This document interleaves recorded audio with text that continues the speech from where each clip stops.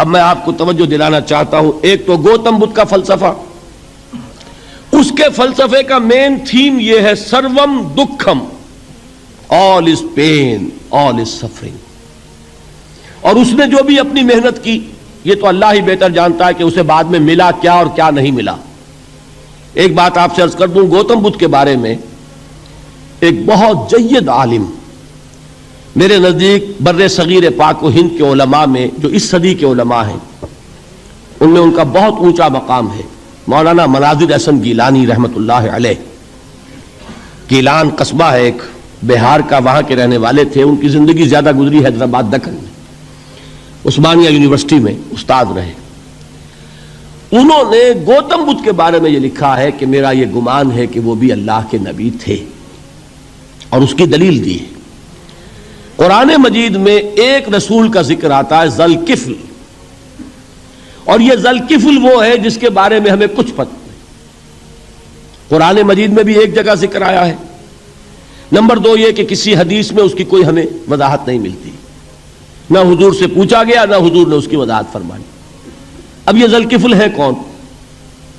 تورات میں جو نبیوں کے نام آتے ہیں ان میں سے کسی نبی کا نام ذوالکفل کے آس پاس نہیں بنتا کہ یہ سمجھا جائے کہ یہ اس نام کی بگڑی ہوئی یا بدلی ہوئی شکل بن گئی ہے. تو انہوں نے جو کہا ہے وہ بات وزنی معلوم ہوتی ہے اس اعتبار سے کہ کپل وستو، کپل پے جو ہے وہ عربی میں ہے نہیں، وہ فے بنتی ہے. تو ذوالکفل کے معنی کفل والا، اور یہ کفل جو ہے کپل والا، جس کو ہم کہتے ہیں کپل وستو کا شہزادہ. تو انہوں نے یہ کہا ہے کہ گوتم بدھ کے بارے میں یہ خیال، یہ میں عرض کر دوں کہ اس کو ہم یقین سے نہیں کہہ سکتے، یہ ان کا گمان ہے، خیال ہے، واللہ عالم کہیں گے ہم، لیکن امکان ضرور موجود ہے. قرآن کہتا ہے وَلِكُلِّ قَوْمٍ ہاد، ہم نے ہر قوم میں ہادی بھیجے. وَإِن مِّن قَرْيَةٍ إِلَّا خَلَا فِيهَا نَذِيرٌ، کوئی بستی ایسی نہیں دنیا میں جس میں کوئی نہ کوئی خبردار کرنے والا نہ آیا ہو. تو یہ ممکن نہیں ہے کہ وہاں نبی نہ آئے ہوں، لیکن ان کی تعلیمات اتنی بدل گئی ہیں کہ ہم ان کو پہچان نہیں سکتے. حضرت مسیح علیہ السلام کی تعلیمات اگر عیسائیوں سے ہم سمجھیں تو کبھی بھی انہیں اللہ کا نبی نہیں مان سکتے. یہ تو قرآن مجید نے آ کر حضرت مسیح علیہ السلام کی اصل حقیقت ہمیں بتائی، ورنہ تو خدا کا بیٹا ثالث و ثلاثہ ان کو کیسے ہم مانتے؟ لیکن یہ کہ قرآن نے بتایا. تو جان لیجئے ہو سکتا ہے کہ گوتم بدھ بھی اللہ کے نبی ہو، لیکن ہو سکتا ہے کہ درجے میں کہیں گے، یقین سے نہیں کہیں. بہرحال گوتم بدھ نے اس دکھ، رنج، صدمہ، غم جو انسان کا مقدر ہے اس کا مشاہدہ کیا، اور پھر تپسیائیں کی، علم حاصل کیا، رشیوں منوں کے پاس گیا. اس نے کوشش کی کہ معلوم ہو سیلویشن کا راستہ کون سا ہے، اس دکھ سے نجات پانے کی کوئی سبیل بھی ہے کہ نہیں، اس غم سے، اس نجات سے، اس اندوہ سے انسان کسی طریقے سے چھوٹ سکتا ہے یا نہیں. اسی کو سیلویشن کہتے ہیں انگریزی میں، اسی کو ہندی میں نروان کہتے ہیں، اسی کو عربی میں نجات کہتے ہیں. ان النجات معلقۃ بمجموع هذه الاشیاء. میں نے امام راضی رحمت اللہ علیہ کے الفاظ میں آپ کو وہ لفظ بتایا، نجات کی راہ. اچھا، جدید فلسفوں میں جن حضرات کو دلچسپی کی بات ہے انہی کے بارے میں یہ عرض کر رہا ہوں. جدید فلسفوں میں بھی ایک فلسفہ ہے وجودیت، ایگزسٹانشلزم. آپ نے نام سنا ہوگا سارترے، یہ فرینچ فلاسفر، اور اس وقت دنیا میں جو نوجوان نسل ہے وہ بہت زیادہ متاثر ہوئی ہے سارترے کے فلسفے سے. کرکیگارڈ پرانے دور میں اور سارترے اس دور میں، ان کے فلسفے کا نام ہے وجودیت، ایگزسٹانشلزم. اس کا مرکزی خیال بھی یہی ہے، انسان کے لیے دکھ ہی دکھ ہے، صدمہ ہی صدمہ ہے، رنج ہی رنج ہے. صرف یہ ہے کہ کچھ حساس لوگ ہوتے ہیں وہ صدمے کو زیادہ محسوس کرتے ہیں، کچھ ذرا ان کی حس جو ہے وہ کچھ ڈل ہو جاتی ہے، کند ہو جاتی ہے. وہ جو غالب کا شعر میں نے آپ کو سنایا کہ مشکلیں اتنی پڑی مجھ پر کہ آسان ہو گئی، ورنہ یہ ہے کہ انسان سوچے تو دکھ ہے.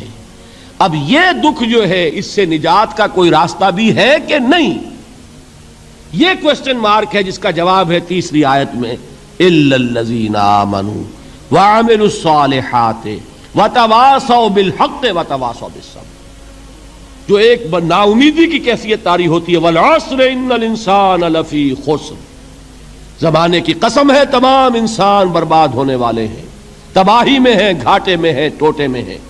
اس سے جو ایک مایوس کن صورتحال سامنے آتی ہے، اس مایوسی سے نجات دلانے والی آیت ہے تیسری آیت۔ ایک راستہ ہے، یہ امید کی کرن ہے، تباہی سے بچ سکتے ہو، ابدی بربادی وہ بربادی۔ یہاں تو یہ ہے کہ ہم نے مشقتیں اٹھا لیں، فاقے جھیل لیے، تکلیفیں برداشت کر لیں، صدمے برداشت کر لیے، لیکن موت آئی، اس کا خاتمہ ہو گیا۔ لیکن اس کے بعد اگر خدا نہ خواستہ جہنم میں جھونک دیے گئے، وہ ابد الآباد تک کی، وہ ہمیشہ کی جلن۔ قرآن کہتا ہے کہ اگر ایک کھال جل جائے گی، جھلس جائے گی، اللہ اور کھال دے دے گا۔ دیکھیے یہ بھی جدید دور میں آپ کو معلوم ہوگا، بورس بکائی نے جو کتاب لکھی ہے، دی فرینچ سرجن، اس نے ثابت کیا ہے کہ قرآن مجید نے جتنے نیچرل فینومینا کا حوالہ دیا ہے وہ بالکل سائنس کے مطابق ہے۔ آج ہمیں یہ معلوم ہے کہ حس جو ہے وہ صرف کھال میں ہوتی ہے، کھال حساس ہوتی ہے، کھال اتر جائے نیچے جو ہے گوشت جلے گا، آپ کو تکلیف نہیں ہوگی۔ معلوم قرآن نے کہا ہے کہ جب کھالیں ان کی جھلس جائیں گی، ہم نئی کھال دے دیں گے تاکہ وہ سوزش جو ہے، وہ جلن کا احساس برقرار رہے، وہ ختم ہونے نہ پائے۔ حالانکہ اس کی ضرورت نہیں ہے، اگر اندر کا گوشت بھی حس والا ہوتا تو پھر کھال دوبارہ عطا کرنے کی ضرورت نہیں ہے، گوشت جلے گا، اس سے بھی جلن کا اور سوزش کا احساس ہو جائے گا۔